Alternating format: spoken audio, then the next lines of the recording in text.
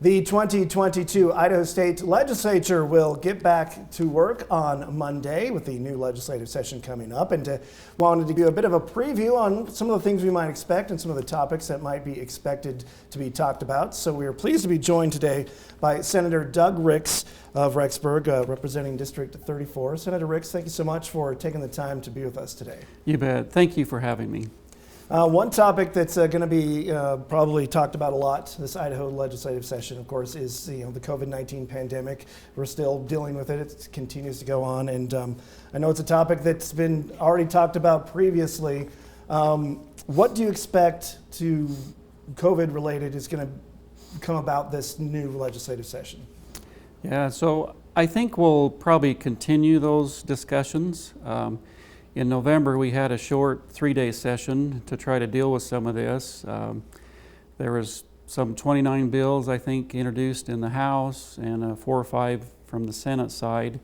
None of those actually made it all the way through. A lot of good ideas. I think we'll probably pick up from there and continue some of those discussions. Some of those bills that were originally introduced there, some of them need a little bit of adjustments, I believe, and more time to vet it through public hearings and let the public and stakeholders have more time to weigh in and provide public input. And a lot of them had to do with kind of pushback to Governor Little's response to COVID and some of the things that he did, and maybe some other things in the state as well. Are they going to be more along those lines as well, or is there other kind of COVID-related things that might come out that maybe haven't been talked about before? Well, it's really hard to tell for sure what some of the tough topics will arise on that and what for sure, but there are a number of things that will continue there. Idaho, within the state, we have in the legislature, we do have a little bit different of opinion on how to deal with some of the COVID stuff when it relates to employers, employment, whether employers should be allowed to mandate that vaccination with their employees or not. There's difference of opinions. We do need to take the proper time to vet those out to come to the right conclusion. But we are united on pushback against the federal government. We feel like this is a states' rights issue, that we don't want the feds to tell us in these areas what to do. We feel like we can take care of ourselves and handle that within the state. So would it be a fair evaluation to say that no laws were passed in the short, special session that was in November? Was that just a matter of there wasn't enough time to kind of get stuff together, and now that we have more time and more of a regular session, will we see some of these things maybe happen that we haven't seen before? I think there's a good chance you'll see some of those bills that were introduced make their way further, and I think you'll see some of them probably pass. All right. Another big topic is going to be the budget surplus. I think we have a $1.6 billion surplus in the state, and there's probably going to be a lot of different entities and groups kind of like vying for maybe a piece of that pie. What do you see, as far as the legislature goes, what do you see them wanting to do with this money, and just as far as the budget surplus goes? Well, that'll be interesting. I think you'll see a lot of different state agencies, departments, organizations coming forth with proposals to help us spend that money. I do think in times when you have barely enough money or you're really squeaking by, it's easier to make that budget because you just don't have the funds. When there's a lot of available funds, sometimes it's a little tougher to decide where that goes, and everybody wants more money. But we will bring that up. The state is doing very well financially. In addition to that, we have a lot of the ARPA money from the federal government, a lot of money there that still needs to be allocated. It almost feels like it's too much for what we need, for our needs. However, we'll try to make good use of that as well. Those funds, we'll try to make sure that we don't enact any types of programs that will require the state to continue those on later, to pick up the tab year after that. And so we'll be very careful with those. But it is a nice position to be in, where the state is doing quite well physically. I know Governor Little has kind of hinted at potential tax cuts because of this surplus. I mean, your thoughts on that, and maybe what might happen in those regards? Yeah, I think you will probably see a tax cut somewhere coming.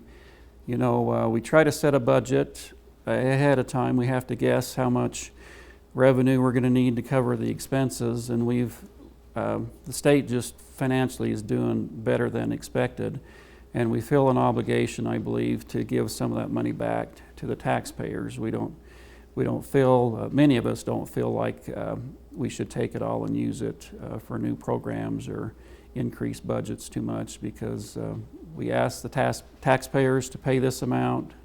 It was more than we needed. We want to give at least some of that back. Where would you personally like to see some of that money go? Is there anything that kind of is on your radar that you would like to see it go? Yeah, so apart from the tax cut, I would like to see our income tax, Idaho's income tax, lowered again. I've always felt for a while that we've had a pretty high personal income tax. I think the rest of the money, the funds, could be a little bit, go to education. I'm sure there'll be increases in that area. One of the big issues revolving around taxes is property taxes. Property taxes technically are not something that the state receives the revenue on. It all stays within the local counties. However, the legislature does have the ability to adjust the laws and how those taxes are collected, and right now, when property values on homes have risen so much, it's kind of created a little bit of a shift to homeowners to pay the burden of property taxes, and so we dealt with that a little bit last year. That's a tough issue to navigate because there's so many stakeholders that are careful. They don't want changes or reductions in their budgets. A lot of it, namely cities. We don't want to do harm there. But there is real concern about people's property taxes, and that'll be a big issue to deal with. And there have even been proposals about possibly eliminating the local property taxes and shifting that onto sales tax or something else. And I'm a little skeptical how that would work. So we'll see how some of those proposals come out. So are those just kind of preliminary talks right now? Is that something that we could see in a bill later this session, or is that a little bit further down the road? I think they're preliminary. There was a task force to study property taxes over the summer, and some of it's some of the sound bites or potential proposals that's come out of that committee. So I look forward to hearing what they have to say. All right. You're on one of the taxation committees, is yes, that correct? Yes. So you'll probably I will hear a lot about it, and I'll be excited to hear about that. It'll be some long discussions. Whenever we talk about changing some of the tax code, property tax and other things, it's not an easy issue to change without a lot of input. Well, and with this budget surplus too, a lot of people have been asking, well, does that mean education is going to be getting more money? I know there's a lot of talk. If I'm not mistaken, I believe Superintendent Sherry Barra was talked about potential of all-day kindergarten being a thing that she might be pushing for. Is that what are your thoughts on that? And is that something what might we see in regards of that this session? Yeah, I think that topic will come up again.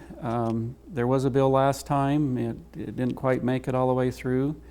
There were some discussions on that, and so that'll be one of the main topics, I think, when it comes to education and dealing with that early education bill. I'm sure that'll come back again. So I'm not sure where it'll go.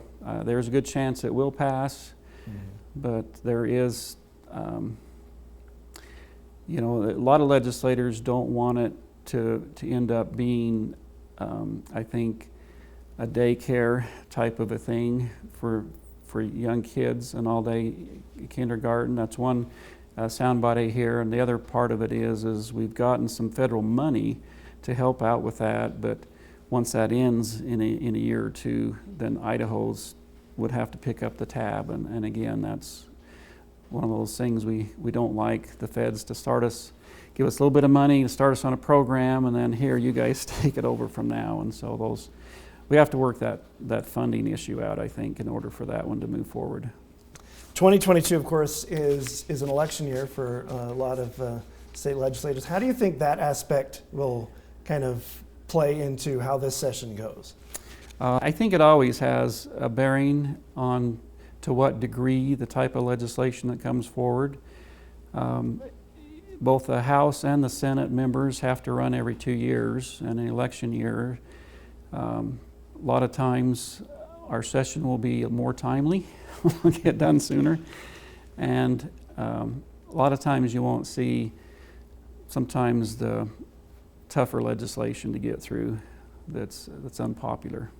So with some of the tough topics and the COVID-related topics and some of the topics we've talked about, you know, everyone wanting to kind of get done and move on to their re-election stuff, do you think there might be some, you know, how much unfinished business could we potentially see if everyone wants to kind of get out? And because we've had trouble, you know, getting some of these things sorted out because it's tough issues to kind of get through. Yeah. No, I think we'll get the main part done. You know, we're not going to shirk our duties. There are a lot of good legislation, good ideas, a lot of tough things that do need to be dealt with, and we will. We'll take the bull by the horns and we'll deal with what needs to be done. But I don't think we'll introduce quite as many sideline types of bills and whatnot. You know, with the redistricting that's going on now too, there's a lot of change up potentially with the makeup of the House, more so than probably the Senate. But every 10 years after the census and the redistricting, there's a bit of a changeover, and so that's also playing into this. The current map that's been proposed by the redistricting committee does put some legislators in the same district. They'll have to run off, and from my calculations that I've seen, it looks like there'll be at least a dozen legislators that will either be eliminated through runoffs or they'll retire or something like that with the current map. And so it could be considerable. I guesstimate that maybe you could get close to 30 new members in the House. Oh, wow. So some of them are running for Senate positions, some are running for other state positions, some are thrown in the same district, and so there's a big change over there. There's not quite as many number of those numbers in the Senate, but a lot of changes potentially coming for next year. So I imagine it's probably difficult for these state lawmakers just wait for this redistricting map stuff to be kind of sorted out to even know what district they're in to even be able to move forward. Right, it is. It's tricky because, you know, there's lawsuit challenges on the map, and, you know, the May primary is coming up, and there's also a filing period you have to hit. And if this plan gets thrown out, and the Supreme Court's not even going to pick that up until about, I think, the 14th of this month, if they throw that plan out, they have to start all over from scratch. You have to appoint a whole new redistricting committee members, and they start the process all over. It'll put us right up to the line of knowing what those districts are. The only good thing about this, probably in my district, Madison County, we hit the population number almost exact to what the optimum district size for legislative district will be, and I don't think they can change anything, so I feel pretty safe. So you'll be all right. I can sleep pretty good at night thinking that I think it'll just be Madison County for District 34. Currently we have 5 precincts in northern Bonneville County, but the population in Madison County has grown enough that we just hit that magic number this time. And so I do sleep good. I worry about some of my friends and colleagues, but. Do you think, so what happens if they can't get this redistricting thing sorted out in time for the primary? Could the primary potentially be moved, or what? What do you know about that? We could, with legislation, we could bump that. We could pass something and make it effective immediately to temporarily move those deadlines. I'm hoping we don't have to do that, because that just creates a little more chaos right up until the time. All right. Well, it should be an interesting legislative session. It usually is. So thank you so much, Senator Ricks, for joining us today. Have a safe trip to Boise, and maybe we'll catch up with you when you get back, and have a good trip. All right. Thank you so much for joining us. Thank you, Dylan.